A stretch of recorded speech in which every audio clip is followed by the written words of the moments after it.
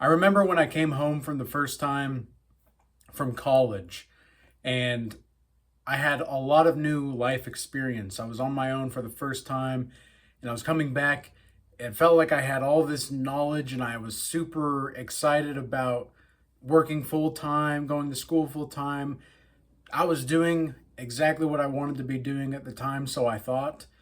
And there was just so much exhilarating excitement building up inside of me of wanting to just share the fire with people, specifically in my family and my friends from back home. But when I got back home to the people that I was around for quite some time and my old friends, I soon realized that they did not want to be progressing the way that I did. They did not want to get their mind right the way that I did. I knew, even when I was about 19 years old, that I had a lot of work to do on myself, but I wasn't arrogant either, like a lot of these other people in my hometown was. And when I say my hometown, I mean relatively my hometown, the places that I grew up, which was in Utah. And when I went back to my hometown and my old friends, that was when I really started to see people be different. And so what I began to see is how I'm on a different trajectory. And I met some friends in college that I had where I thought that they were on the same trajectory as I was. Like they wanted to see the same things and do the same things that I did. I wanted to get out and I wanted to win because by the time I was 22 years old, I was just so sick of feeling like defeat all the time. I was just tired of losing because that's all it seemed to be for my whole life. God was really tough on me and gave me a lot of tough love for those first 22 years or so. And by the time I was 24, I really had enough of enough. It was the decisions where I started to really choose to get healthy. I started to take my career seriously. I started to really invest in learning about small businesses and how to start my own business. I started learning about the real world and what was actually happening in the real history of the world, what was actually going on for the last millennia or however long the world has been around. And what's the truth about philosophy? What's the truth about psychology? What's the truth about all of these things? All I knew was I wanted the truth, but I kept having to leave people behind. I kept having to leave people behind, and it tore me inside apart because I did not want to leave so many of these people behind. But you get to a point in your life where if you don't leave these people behind, your progression is going to suffer. Because when you're around those kinds of people that are not progressing the way that you want to, when you're starting to become more educated, when you're starting to become, and I'm not saying college is automatically meaning education because I've learned way more outside of college than I ever did in college. I learned way more in the real world than I ever did from college. And that's one of the reasons why I'm here doing these videos. I mean, you don't need to be a college educated individual to start a YouTube channel or an X channel or a Rumble channel or anything like that. You don't need to be a college educated person to do that, but you do have to have certain kinds of knowledge in order to talk about the things that I talk about. You do have to have certain kinds of experiences to talk about the things that I want to talk about.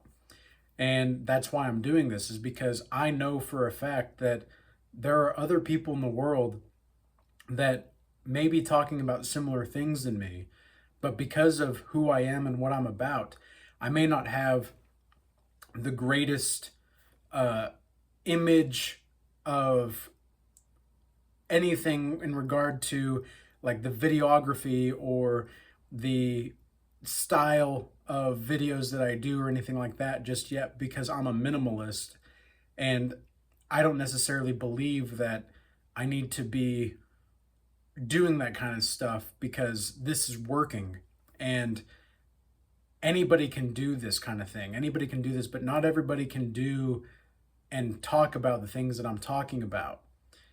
And I genuinely believe that I'm the kind of person that people need to talk about these kinds of things, because I know from experience, I've been around the block. I've seen certain things. I'm not saying I know everything here at 28 years old. I'm not saying that I have the key to the secrets of the universe and all things in between at 28 years old, but I will say this, that I know how to live what is true and let die what is false. And that in of itself is an art. And if you can live out that art, your life becomes an artistic motive in which you can genuinely express yourself through every single mode of operation and being, through every moment, saturated with meaning, saturated with purpose, saturated with building, and just a life that is so abundant and affluent that in regard to your relationship to the Most High, it's unparalleled. I never dreamed I would have this kind of connection to life. And here I am. And unfortunately, a lot of the people that I've seen over the last decade or so have fallen off. And it's not necessarily like I want to see this happen. I don't want to see this happen. I would like everybody to live as prosperously and luxuriously as possible, but I also know and understand that a lot of people just don't respect themselves enough to put in the work. And that's what's most, I guess, disheartening would be the correct word to see about a lot of these people, because they don't understand how volatile their lives really are. They don't understand how uneducated their lives have become, and they are in general, and how unawakened they truly are. Jesus said, "Forgive them, Father, for they know not what they do." And that's kind of the mentality that I have a lot of the time. And it's not because I want them to fail, it's because they're just making decisions that are getting them nowhere. And then they're wondering why things aren't changing. And it's like, change your decisions. You've got to be willing to change. You've got to be willing to make certain sacrifices. You've got to be willing to be uncomfortable. You've got to be comfortable with the uncomfortable. And one of the ways that you can do this, the easiest ways that you can do this, is fasting, cold showers, and making sure that you're not spending money unnecessarily, and you're living a disciplined lifestyle in your nutrition and with your physical exercise. It really isn't that hard, but it is easier said than done. It's simple, but it doesn't necessarily mean it's easy. But it also doesn't necessarily mean that it's hard or it's difficult. A lot of the times people make things like discipline and responsibility harder than it needs to be. And you just need to know how to work smarter. You don't necessarily need to work harder all the time, quote unquote. You need to work smarter. And sometimes working smarter is working harder, and sometimes working harder is working smarter, and vice versa. And there's a great Buddhist philosophy that I think can apply to anything, and I don't think Jesus Christ would rebuke this. He says, I don't know if it's Buddha that says this, but it's a Buddhist teaching. It says, if it's not true and it's not beneficial, don't say it. If it's not true, or if it is true and not beneficial, don't say it. If it is true, but it's not beneficial, know when to say it. And if it is true and it is beneficial, know when to say it. So there are certain things that you're going to be able to identify in this life where sometimes you have to bite your tongue around certain people because they're just not ready for the truth. It would be like dragging them into the light for the first time, and they're so blinded by the light that they experience shock in some sense. So you've got to be easing your way into it with some of these people. And like Jesus says, plant a mustard seed of faith in them. And that's the way to go about some of these things. But a lot of the times people are not even going to be able to take that seed and allow it to blossom within them. They're like the fragrance of growth is unfamiliar to these people. And what we want to do in this channel specifically, and what I'm striving to do, is to create a community of people that are educated, that have proper knowledge, that are sovereign, that are, for the men, godlike savages, for the women, they're warm, inviting, feminine, empathetic women, they're wives, potentially. And these are confident, regal, assertive, and calm, composed individuals that are responsible and take accountability for everything that they do and everything that they say. That's what we're striving to do here. And so it's incumbent upon me to see this through and to give you guys the necessary knowledge to do so. But a lot of the times, if you don't apply this knowledge, it's going to leave you. The energy just kind of falls away because you're not taking in this knowledge and applying it. If you don't apply the knowledge of the Bible, for example, just because you know the Bible doesn't mean you apply it. I've seen religious people, very religious and devout people, both in Muslims and Christians, and I don't consider myself Christian. I say I'm a follower of Christ. And a lot of Christians will get upset with the semantics on that or not understand. They'll be like, it's the same thing. I'm not here to argue with you. You know, if you either get this message or you don't. And that's really as simple as it is. And so one of the reasons why I think a lot of the people that are religious, but it's almost like there's this subconscious block that they can't get past. They're really religious and they're really devout, but there's something missing to them. There's something missing for them. And what I think that is the actual applied knowledge. Because if you apply the knowledge of Christ and you have a relationship with him, you're naturally going to fall into a certain kind of realm of being where Christ-like, that term, becomes a much more clearer reality day by day. And those that understand, those that don't, will not. But ultimately, what I think most people fail to realize, and this is why I think I'm going to be the most dominant force to communicate this, is because I know how to communicate with people on a personal level that encourages people to live up to their fullest potential while simultaneously realizing where it is they are truly lacking and being able to take accountability to fix that and to propel themselves forward. Why? Because I'm very good at psychology. I'm very good at understanding the behaviors of people. I may not understand everything in regard to the deepest and darkest secrets of the world, but I know people and I know how to communicate with people effectively to provoke a response for them in their lives. Because every person's different, everybody's unique. And you have to know how to communicate with a person on a conscious level. Like you listening to this right now, I'm not just talking to you, I'm not just speaking into a speaker. I'm communicating with not only your consciousness, but the collective consciousness of people that are listening to this.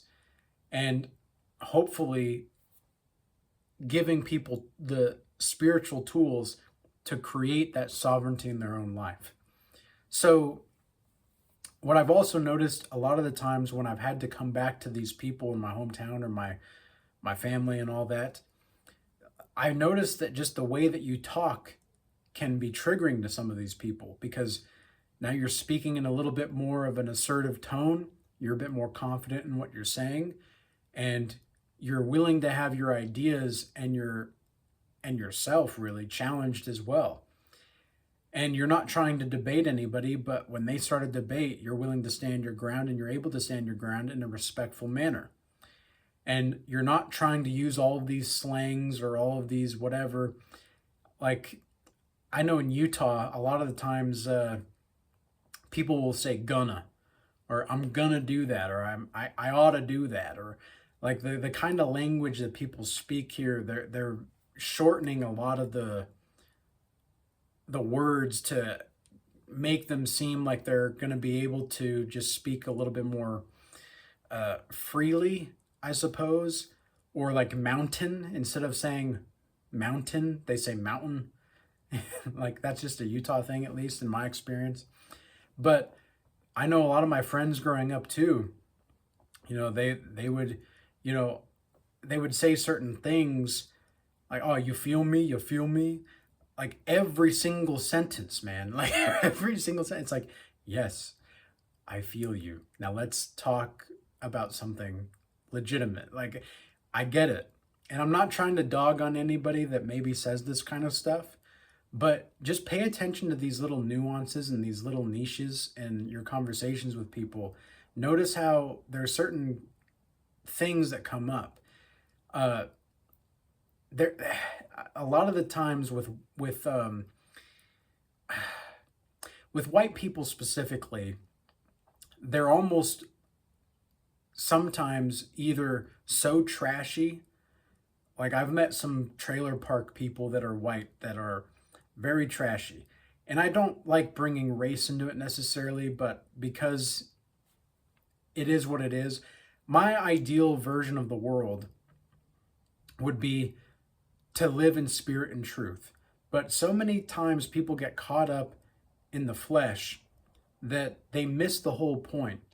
But I want to say this because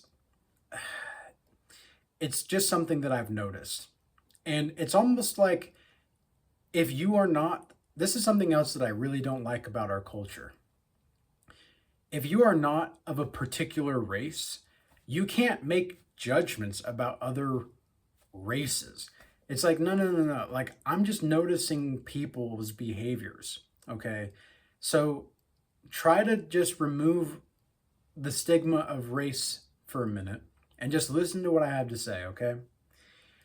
Because a lot of the white people that do act kind of trashy, and I mean, they're smoking cigarettes, they're wearing their pajamas to Walmart, they're they've got bonnets wearing to Walmart. Not all of the white people, but y'all know who I'm talking about. These black women out here that are wearing bonnets to the store and everything, and it's just not right. Like, have some respect for yourself.